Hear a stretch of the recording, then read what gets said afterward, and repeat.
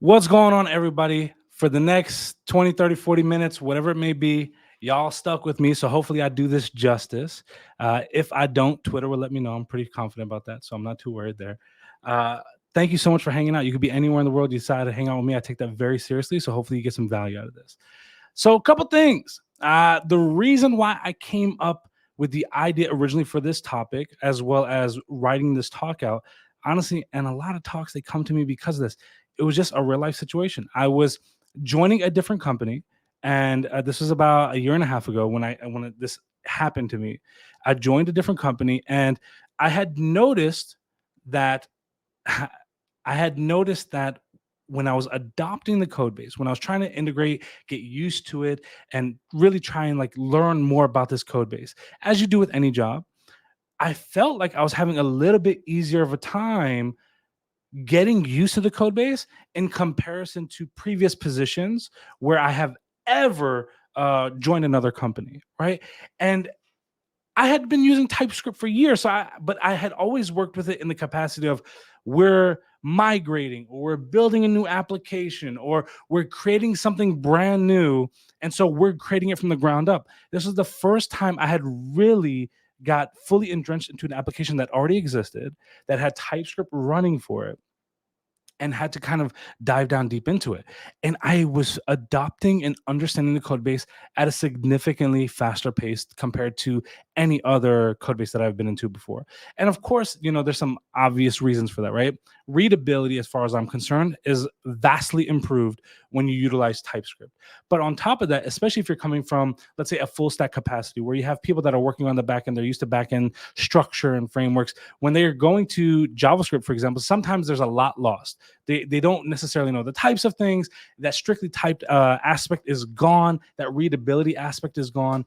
And to be honest, JavaScript lets through a lot of what I would consider obvious scenarios not to happen. It allows that to happen where TypeScript catches those for you. And so because of that, you start finding that adoption rate significantly higher. And because of that, I don't like leading with opinions, right? We all have opinions. I love TypeScript, I hate TypeScript, whatever it may be. Let's remove opinions from this today. Let's use some data to say whether or not this is the right decision. Let's use some data to say, okay, we're seeing organizations started adopting this at a higher rate or not, or maybe they're regressing from it. Or let's say open source is rejecting TypeScript. Let's take all aspects into consideration today. And hopefully you'll have some notes that you can take out off from this. So if you can, I highly advise it. Maybe pen, paper, screenshot, whatever you feel comfortable with. Google Doc, whatever you want to utilize, jot down a couple of these notes because I think it's going to be a lot of really strong points that people could utilize. Now, I'll be honest, you could probably sense a little bit. I'm nervous. This is a big deal, right? It's JetBrains conference. So I hope to do this justice. I'm hoping to make sure that at the very least, this is worth all of your times. And so we're going to dive into this. So obviously, just some photos of me speaking at other events and conferences and things like that. TypeScript and your code base, they deserve each other. That's my thesis, my opinion, and hopefully I can prove that statement by the end of this. So let's go into some facts right away. As of right now, TypeScript is the fourth most popular language on GitHub by the number of contributors, demonstrating its widespread use in open source projects. That's a big point, I think, as far as I'm concerned. Then on top of that, the number of TypeScript-related packages and their downloads has been increasing, indicating a growing ecosystem and adoption in the JavaScript community. Now, this was a big one for me. December 25th, 2022, there were roughly 19,131,979 NPM downloads for TypeScript, just roughly. October 17th, that's last week, y'all. 63,460,765. That is a significant leap. That is not hobbyists that are just adopting it at that point, right? Like we can easily see just from those two numbers being compared to each other that, hey, this is being adopted at an enterprise level. Larger organizations are adopting this. Professional developers are adopting this. So it's not just hobbyists. It's not just people that would like a better experience when they're building something on the side. We're talking enterprise at this point. And so if you're an organization that's not utilizing TypeScript, one consideration I think you need to start making is, are we being left behind and not attracting some of the best talent that we could be attracting because we're not using something that's being widely adopted all over? And so is it going to start maybe potentially limiting some of the factors or developers that we could be reaching out to. TypeScript rise in popularity in 2023. TypeScript overtook Java for the first time as the third most popular language across open source projects on GitHub, with 37% growth of its user base. And TypeScript is the second most loved language, with 73.1% of professional developers, according to Stack Overflow's survey of 2023. I should have updated that for 2024. I didn't really have time for that, but I should have updated that. But regardless, 73.1% of developers loving the language, that's significant. That's no longer people saying, like, I feel like it's better. That's a lion's share of the majority saying this is a really good experience as far as development goes. And the thing is that I always kind of come back to is saying, I think TypeScript is fantastic when you are on a mid-sized to larger project. If you're building a to-do app or you're building some little SaaS item on the side where it's just going to be you're just going to have a few files, it may be too much to implement at that time, right? So you need to start making those conscious decisions on where am I utilizing this. But if you're working with other developers, you need to have it. If you're working on a team, I think you need to have it. The readability aspect alone is fantastic. And to prove this, I was having a debate, not even an argument, but a spirited debate on LinkedIn, as you do. And I was speaking with a CTO of an organization. And the CTO, he came in my comments basically on the stance of stating that he did not like TypeScript, and every argument that he has ever seen for TypeScript never made sense to him. He's like, if you just write the code right the first time, if you have defensive programming standards in place, if you have all these things, you don't need it. And we went back and forth multiple times. And, he definitely had some arguments that went for him, I would say, right? Even the repo that he was using, for an example, millions of lines of code. I totally understand where he's coming from. And then finally, I came back with one thing. And I think this is the thing that you need to really think about and internalize when you think about TypeScript as a whole. If you're writing perfect code, I think that's incredible. But what about when you bring that junior developer on that team? What about when you bring in a developer from another team that has never seen that part of the code base? What are you doing then?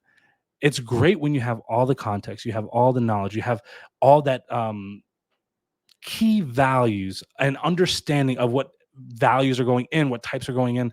I think it's great. But what happens when those newer people come in? What happens when the junior dev comes in? They're going to obviously break stuff.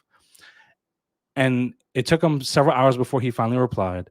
And he said, this is the first argument that I heard about TypeScript that made me pause and say, I probably need to add this into my code base. And I think that's a win, right? Because I think that's what a lot of people don't consider or think about at times. They're often thinking about, hey, I think this is fantastic and great, but it's too much work. It's too much leverage. There's too much that I need to do. But doing all that defensive programming and all that unit testing and all this and that, and I'm not saying get rid of unit test. I have a whole talk on unit testing. I'm big on testing. But I think you're doing a lot of extra effort for something that's already built in. And I think we always can have the argument of more libraries, less libraries, et cetera, et cetera. But I think it really comes down to what are you doing that's going to give you the most amount of productivity as well as security within your teams. And I think this, from a readability aspect, it's almost a form of documentation in a sense. I think it's going to go a really long way. Okay, now into some more stats. This was a stat, I think if you're in the TypeScript community, you've probably seen this at some point or another, but 38% of bugs at Airbnb could have been prevented by TypeScript, according to a post-mortem analysis released by the Airbnb engineering team. They even gave a talk on this. I believe it was in 2019. 38% of the bugs at Airbnb could have been easily prevented simply by adding TypeScript. I think that's a big win in itself, right? So when you're thinking enterprise-level organizations, larger code bases, I think that is something to really keep into consideration, where they're doing an entire post-mortem on a lot of their features and initiatives, and they're noticing it themselves. And another study, and I even linked the study here, if you want to jot that down, screenshot it. 15% of bugs on GitHub can be prevented with static typing, according to a research study, including Microsoft and the TypeScript team and the Microsoft research team, kind of putting together this entire, I think it's like a 15-page PDF through a ton of research. It's a very long read, but there's a lot of valuable insight in there. And I think, you can definitely get some stuff out of that. So I definitely think combining those two things alone from some very large authorities, I think that's something to really pull into consideration when you're looking at TypeScript. Now, for me, why is TypeScript worth learning, right? I kind of look at it from several aspects, and especially if you're coming into this from the beginner aspect. I think it's so much easier for you to kind of set a type and make sure you don't break it, because especially as beginners, it's easy to, maybe pass in the wrong type, especially when utilizing JavaScript. I have some examples of that kind of going there as well, but I think that's something to really take in consideration. And we're definitely going to cover a lot more of this in a little bit. Let me get something to drink. All right. So let's use some data, right? So Stack Overflow survey from, I believe it's 2021. TypeScript was within the top 10, right? 1, 2, 3, 4, 5, 6, 7, 8. It was in position 8. And then this year, it's already climbed up to position number 3. That's a big jump in such a short period of time. We're showcasing 28% of users, of professional developers, mind you, utilizing TypeScript. Now, the respondents for this year's, I believe it was maybe 60% increase. I believe it was close to 70,000 respondents. And this is the 2024 survey, where 43%, right? 43%, 15% increase in just 3 years of adoption have showcased that TypeScript now is in the top 5, which is a big, big jump, right? I mean, we're passing up Java at that point. We're passing up C# at that point. Very enterprise level friendly languages that are now being utilized at a wider scale by professional developers. I think this is extremely important to consider when you're talking about organizing enterprise level teams or, utilizing larger scale teams. Obviously, the adoption rate is increasing pretty dramatically. TypeScript may end up becoming the preference for enterprise level companies, might be something you should keep on your radar in case you have not thought about it. According to data, according to data from Stack Overflow surveys, the percentage of professional developers using TypeScript increased by approximate percentage points of 54.59% from 2020 until 2024. It's also up higher in the rankings, and I think that's really important to kind of take a look at. So now you're saying, why? This is just day in the life. This is me at my last organization before this Fortune 50, Fortune 500 company. But I would say TypeScript, I've found errors and I've found situations before utilizing TypeScript that may have held me back, may have caused bigger issues. And so some of those errors that I kind of jotted down will be kind of explained further along. I've also created an application that I think we can take a look at together. I created a calorie tracking application, and I think there's a lot of use cases we can utilize. We'll have some beginner stuff, so if you're newer to TypeScript, you have something there, but we have a lot more advanced content in there as well that we're going to kind of dive into and hopefully have something for everyone, but we're definitely going to be jumping into the deep end a little bit. So why is learning TypeScript worth it? The biggest immediate advantages to me, code readability and catching errors at compile time instead of runtime. Now, often when I reference this, there seems to be some kind of confusion for beginners. They're confused with the differences between these two items. And so I have an example that I've utilized. I've taught at boot camps. I obviously try to help beginners wherever I can. I do talks and stuff like that. So I have an example. So compile time is when the computer translates your written code into a format it can execute. It happens before. Again, saying it happens before the program runs. Runtime is when your program is actively running and performing tasks. So that compile time before it runs is the big, big win here. And I'll show some examples of that. But to further explain this a little bit better, this was obviously a real photo of me actively working in the kitchen as I do. So the example that I like to use is imagine you're baking a cake and following a recipe.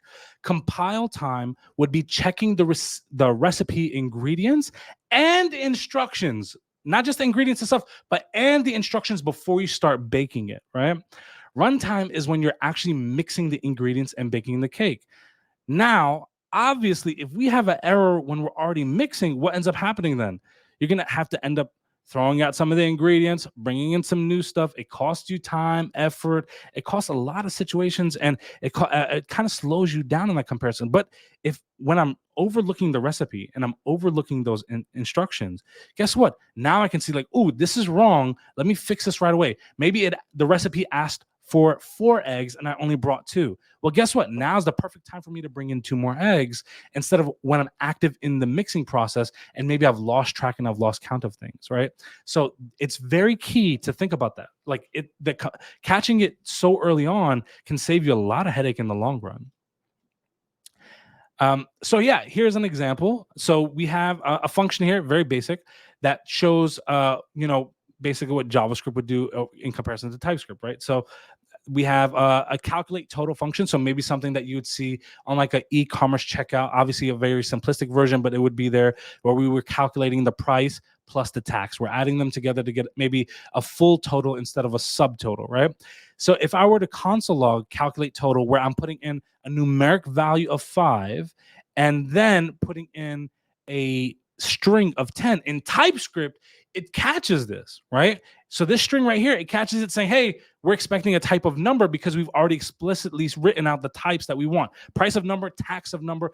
And by kind of having our value here, we're helping TypeScript infer that our return value is also going to be of number, right? But because we have TypeScript, it's giving us this error. If we were doing this just in JavaScript, it would return the value of 510. So obviously, if we're kind of displaying this to the customer, they're expecting to see something, maybe it's like $15. Now they're seeing $510. They're freaking out. They don't know what's going on. It's not a good experience for them. Now, one thing that I will say that I'm going to do is for the benefits that I'm providing you through this talk, there needs to be a little pain that happens, right? No pain, no reward, right? So here's the pain. Why are TypeScript developers always in the shade? Because they do a certain type of lifting. I love dad jokes, y'all. We got a couple of them. So if it hurts, I understand. If you love it, I also understand. All right. So kind of explaining this a little bit more. With TypeScript, for example, if we were to highlight this, an argument of type string is not assignable to the parameter of type number. So we're seeing this error within our IDE, within whatever tool that you're utilizing.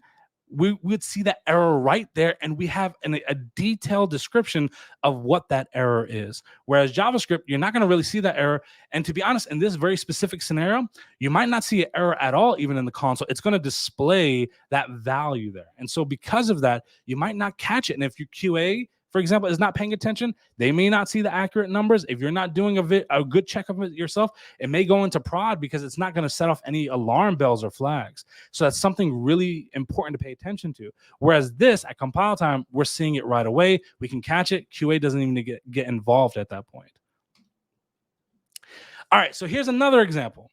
So we have this function, and we're doing it to get user data, and we're passing in a user ID. We're returning a fetch, and we have an API example that we're getting here, and we're console logging our date.name.toUppercase.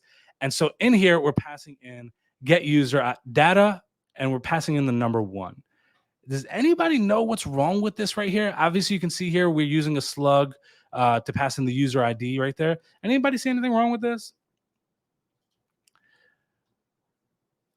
The problem is we're passing in a number, right? And so in here, we don't really have anything being specified here. So from here, you can kind of see we're kind of utilizing this. TypeScript ensures the data has a name property of type string. If name is missing or a wrong type, TypeScript will throw a compile time error. So here we'll have our message, property name is missing in type age number, but required in user data. So here you can kind of see here from the data, name dot is the type of string instead of a number that we're passing in. So that can kind of go a long way. And of course, here we can infer the value of number with the type right there with user ID. And so now we're kind of going into this a little bit further, and we're going to kind of introduce you to the concepts of interfacing and how we would utilize this. So we have an interface of user here, and we have a name that's a string value and age that's a number value. And then we have our actual user. And by here, we're saying it's a type of user. So we're utilizing all these values here automatically. And so it's saying name Alice, which is a string, which is great. And we have an age of a number of 25. Now we can kind of take this a little bit further. And this is where we really start getting into interesting territory, because the reusability aspect is what really thrives in the world of TypeScript. So here we have an interface of address. So we have our street address, city, zip code, all strings. And then we have our interface of user, right? So we have, for example, if we wanted Alice to have more, we could have her name, we can have the address or their age, but we can add in the address here. So to kind of use an example a little bit further, we can illustrate this example with Bob, who's age of 30, and his address, which becomes this object here, it's street, city, zip. So because of that reusability, it saves so much headache. Now, obviously, these are simplistic in nature, but these are actual use cases. Like imagine you had customer information that you were taking in from, e-commerce checkout process. This could be utilized. Or maybe you have a shipping company and you're shipping stuff to a user. This could be a use case as well. So real use cases instead of trying to create something that wouldn't necessarily apply, but this goes a long way. Now, obviously, I'm not saying thank you for attending. I'm just going to switch over now to VS Code so we can kind of go into some stuff. But let me kind of pull that up here, VS Code. Okay, we got a lot to go over. So let me kind of show you what we're working with first, so that way we get an idea about this. And so I created this calorie tracker.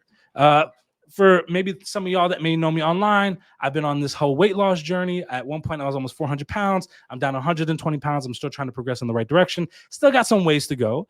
And as I was logging my meals one day, I was using a very popular app. I won't shout them out or anything like that, but a very popular app a lot of people probably know about. And when I was utilizing, I was like, you know what? If you remove like the user tracking stuff, if you remove the ads and the upsell stuff, this is a pretty interesting app that you can build and implement some stuff. So version 1 of this app that I ended up building just kind of displayed whatever I put here, right? And so this app is actually using AppWrite as a database. So I can kind of show this here. So we have all these values coming in here for food and stuff like that. So we'll kind of go through it. But the version 1 just displayed anything in the database. I was like, that's kind of cool. I love that it's displaying it, but I don't eat a continuous thing, right? It's like I eat for one day, wake up the next day, it's a new cycle. So I need some pagination involved. So in version 2, I decided to implement some pagination stuff here. And I just saw a comment that's making me laugh. I won't note it out. It didn't dawn on me until I read this. Maybe I should have tried something else. I apologize if anyone feels jaded on that one. Didn't dawn on me until this very moment. All right. Yeah. That man threw me off. Okay, yeah. So I implemented some pagination in V2, and in version 2, I implemented date logic. And with the date logic, we're obviously going to be separating the meals through dates, and so we can now cycle through previous meals. So, for example, here you can see that on day 2, I just put some values here, and each day, this I'm looking for the word. This imaging, this design that we put here, it's going to be basically changing based on the percentage points of the calories that were utilized for that day. So for example, here now we have 0 calories being utilized. So obviously nothing will be there. Maybe we forgot to log in. Here's a day where we use 460 calories out of my goal weight for that day being 2,000. And then so on and so forth. So you can kind of see here that implementation there. Really good use case for what we're doing. And to be completely honest with you, this is very usable. And then, of course, if we want to add some more food, we can kind of add some food. Or one thing that I decided to implement was a date checker. So that way it'd be easier to go back in dates. I thought that was pretty cool. But if we want to add some food, like let's say ice cream to hide my feelings after that comment, we'll go ahead and add in an ice cream bar of 400 calories. And now I'm almost at my daily goal there. It updates in real time. It also adds it into the database at real time. So as we can see here, we now see ice cream. For those that may not necessarily be familiar, I'm a big fan of AppWrite. I've been using them now for like 2 years. I've done some side projects with them. I've done kind of some other cool stuff as well with them. Really great community. If you haven't checked them out, highly recommend it. Their Discord is fire. But essentially, they're a backend as a service. They do everything that you'd possibly need on the backend. So if you want to scale something or build something quickly, you can use everything that they offer, you can use some of the things that they offer. This application just uses their database to kind of showcase things, but they have authentication as well. So if you wanted to create a user sign-up process, you could, and things like that. But overall, really, really cool tool. I'm a big fan of them. I highly recommend checking them out if you have not already. And they're open source as well. So I'm going to try and read this. So I'll be completely transparent with you. On my screen, I have a large screen, but this is super zoomed in. So it's a little hard for me to read and kind of see where we're going with stuff. But I will try my best to make sure, like, because I have a second editor here just so I can kind of see what's going on, just to be safe. So I can kind of see where I want to take y'all down. But yeah, so we have quite a few things here. So we have our components. We did a lot of logic with close this here. We have a lot of logic here with components. We have some examples of our calorie table that we see here, and let me kind of showcase this as we're going through it. So we have obviously our calorie table here that we're kind of displaying items. We have our modal for the adding food, and then we have our progress bar, which is this section here, right? So just to kind of bring that together. And of course, you know, I had to highlight the JetBrains. So this is the JetBrains fitness app today. But I own the rights to it. JetBrains, don't sue me, y'all. And then we have conditional types. We have our modal types. We have a couple things that we're going to be going over. So let's kind of walk through our code a little bit. And so we can kind of see here, we have this interface that we'll kind of go over in a second. We're importing quite a few things here. We'll kind of go over as well. I have a bunch of comments, and I've uploaded this to GitHub. So if this is something that you want to download locally to kind of try and follow the comments, or hopefully this can kind of illustrate a lot of this and explain it for you, I hope. The ultimate goal for this was honestly the use case of maybe someone wants to follow on their own. I missed the program you shouted out for the database. I'll shout them out again. It's called AppWrite, AppWrite. I think they're fantastic. Really, really good people all around. And to be honest, their team is pretty incredible and very active at responding to people. So I think that's a big win there. And I wanted to give a couple shout outs too. I forgot to shout this out. So you can kind of see the Airbnb when they did that talk. I wanted to show that when I was explaining it. This was the Microsoft postmortem on the TypeScript research. I think that there, and npm of course of TypeScript, you can kind of see where I got that value for that, just to kind of resupport that. And also I want to shout out 3 people in particular, and it looks like I deleted one of them by accident, the tab. But Matt Pocock, if you're a fan of TypeScript, or if you're new to TypeScript, I really recommend checking him out. I think he's phenomenal, really great at this. I also want to shout out, and I'll kind of go back to him, Josh Goldberg, who's currently Josh Goldberg. I think he's incredible. I actually got to attend one of his workshops. Really great developer all around. And I want to shout out Trash Dev. If you don't know him, really great. He's funny as all heck, but he's building a really cool tool called Type Here, which is also open source. And his whole community has been focused on really helping people adopt TypeScript. I really, really am a fan. So I wanted to shout him out and really give some positive support to him. So, and for those that don't know, I'm D Thompson Dev on all social media platforms, Danny Thompson. So you can kind of check me out there as well if that's something you're interested in. If you're not following me, not gonna lie, your timeline's probably better. I tend to run my mouth a little bit too much on social media. So just FYI. So no hard feelings at all. All right. So as we're kind of going through this, we'll kind of walk through the logic a little bit, and then we'll kind of explain some of this stuff, and hopefully this will get people in a very good situation. So we have our app. Obviously, we have some logic in here for the pagination that I kind of showed at the bottom. Just to kind of refresh our memories here, we can kind of go through this. The pagination, we can go through dates here, or we can go through our date checker here as well, and we can kind of change the dates. So, but obviously, we don't want all that food showing on the exact same day. So because of that, we have to have some kind of logic there that references what's today, how do we go to the previous date, and when we do so, what is that new date being entailed? We have our function here that we're actually utilizing some generics that we're going to talk about. We're implementing some conditional types that we're going to be discussing on how we utilize. Some explanation on how we getting our information for the database, and we can kind of go down and see all this logic. It's hard for me to see where we're leading with this. And then we have our pagination at the bottom. So let's kind of start walking through this. So we are importing a couple things here. In particular, we have our progress bar, our calorie table, AppWrite, very easy. And to be honest, their docs are incredible. but very easy to kind of get the values of your database, your ID, and your query. It's already kind of there for you. Really easy to get those values. I'm using a date picker, obviously, for the dropdown and choosing those dates. And I have my get property that I'm getting from my utils that I've created that I'll showcase in a second, and our calorie response. So our conditional type, we're kind of utilizing here, and we're having our type extend. What if it's success, then we're obviously passing in our data through a document array. If it's an error, we want to see what that error is in a string format. And then we can go to our inference here. So we have our get property, and maybe I should explain how we're utilizing this first, so that way it kind of makes sense. And I'll come back to this example in a moment. But to give you an idea, so we'll see here, for example, we have a helper function to get the current date and time in our local time zones. But the thing that I want to emphasize here, if you saw the example earlier before the arrow function, we have our type of string that we're saying. And by doing this before the return date, and for some reason, a lot of beginners end up getting confused by this a little bit. That's why I want to kind of emphasize this one.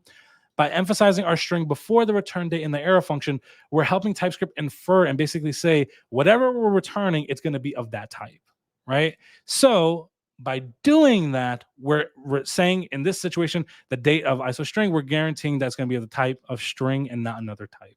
All right.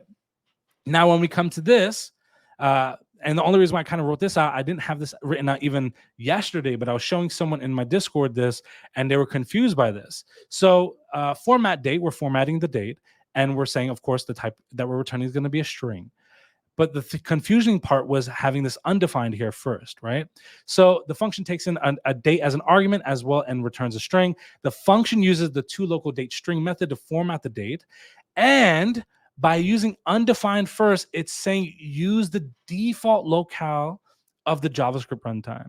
So instead of us specifying it by doing it undefined, it's going to use whatever's local. Hopefully, if you've never seen that before, or you're confused by that, maybe that cleared up something for you. All right, so we can kind of come here to this example now. So getting us used to this now, we can see that I have a type here, and we're saying this type is of calories total. And this is just an example to kind of get us a little bit more in the mindset of how we're using generics and kind of getting used to this aspect. And here, we're kind of putting our parameter, right? And so we're putting in these angle brackets, and we're saying we're having this type to be T calories, right?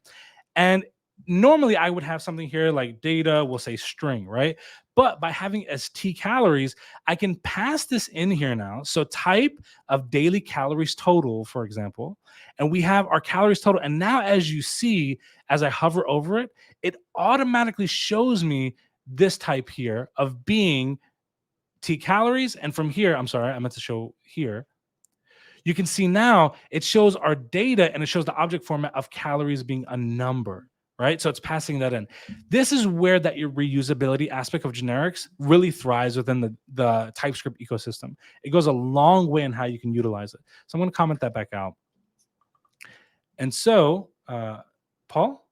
Yeah, real quick, you're a little over on time, so spend a couple of minutes if you could and wrap up, and then we'll take a few questions. I'm on it, boss. I got you. Okay, so I'm known to speak fast. Hopefully I don't speak too fast, but we can kind of get into this.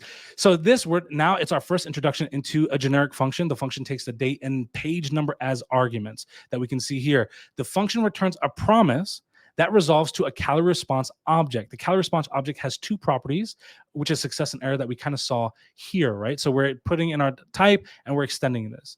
And so by importing that, we can say, here's our promise of our calorie response. If we have a response, it's a success. If we don't have a response, it's an error. And this means the function will return a promise that resolves to a calorie response object. And this object will either contain success or error as the results. And so here we're kind of passing in number one, the start of the day. So what is our start of the day? We're setting the time. And by now we have our database and we're listing our documents. So here we would write our app write database ID and our collection ID. So that way we can get our documents in the form of an array that would kind of tell us all the necessary information. As you can see here, we have this app document, right? And if we saw here at the top, did I put it at the top? I believe so. Yes. So we have our interface. And these are basically, we're saying these are what we're expecting to come back via an app document. Okay. So string, string, string. We're basically listing out everything and permissions to be a string of an array. All right. So now as we kind of go down through here, we're giving in all these values to make sure that we're fulfilling our types. And as we go down, we can kind of see here, we're saying we want this get property. So what is this get property referencing? We're referencing here. So we're basically saying we're putting in a type, and K is a key of those types. And as we're going through those key of types, we're inferring and making sure that our object has that key involved. So by doing so, and you can download this repo off of GitHub. It has a lot of instructions in there as well. So hopefully that can help you all out. As we're, for example, setting the calories, we're making sure that our get property is valid. As we're setting our calories, we're doing the same thing here. It basically allows us to have this reusability aspect without having to write the same code over and over, but not just within this one file. We can import this anywhere in our code base and reutilize it there as well. And then, of course, we have here, which I wanted to kind of explain, our TypeScript type assertion, which means we're manually telling TypeScript to treat the document array as a specific type, or in this specific case, as an unknown, because we may have different types coming in here. And then we have our situation here to add calories. You can see that when I add calories, we're sending something to AppWrite to store in the database. So I'm creating my document with the same values that I had up at the top. And so we can kind of go down here and go through this. Now, this is pretty straightforward as far as the logic of modal state open. And I'll kind of go to our modal here where we can see we're looking for an is modal type. And so here we have a discriminated union. A discriminated union is a pattern in TypeScript that combines union types with discriminant properties to enable type-safe differentiation between different variants of the union. This is important. It is particularly useful for modeling situations where an entity can be in one of several distinct states, such as a modal. It could be open, it could be closed. So because of that, both modal closed and modal open interfaces here have a common property state, which acts as the discriminant, right? So our common state here is state closed, state open. But when it's open, we have two additional values here. That's when we would go ahead and utilize that. So discriminant joins, or discriminant union, sorry, super, super useful. I use it quite often, especially when utilizing modals. I'll be honest, is probably one of my most common use cases of this. And I've already gone over that. And then, then we can kind of walk through our progress bar. So our progress bar, it's a lot of CSS involved, but we're using a radius here and we're checking the circumference. And essentially the idea here is we're doing a math min to minus the circumference to kind of see where we want to stroke to show the progress bar intact. And with that, hopefully I gave you a quick rundown of what we end up utilizing with TypeScript, hopefully answer some questions and all that good stuff. Hopefully made it worth your time. I'm Danny Thompson, and hopefully you enjoyed this. I'm sweating, y'all. I got the first comment in. You had me at y'all. Oh, had me at y'all. Yeah. I come from the wrong part of Florida, and so that's here. There are just wrong parts of Florida, to be correct. What's that, Jan? You said you're from the wrong part of Florida. It's like this implies there's a right part of Florida. It's like Disney's in Florida, man. You might be. That's what I'm saying. It's also in Paris. You might have a point. We only have time, really. I'll bring one comment up because it kind of captures the vibe a little bit of the comments. But adding types are important because it helps everyone understand the code. Danny, you brought up about bringing juniors on, and it got a lot of positive feedback and a lot of comments about that.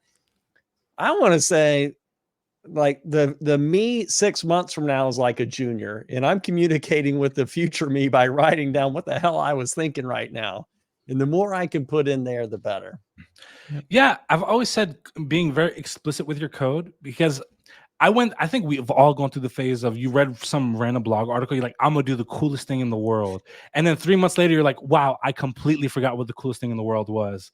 And so now you're trying to find that exact same blog article and you can't, right? So for me, I'm very big on, and to some people they hate this, I love long variable names. And so if my team agrees on that standard, I love having that, because I believe a comment in your code shouldn't necessarily explain what's going on. I think it should explain why it's happening, giving me that additional context. Maybe there's a service that I'm not familiar with, or maybe there's something that I can kind of see somewhere else.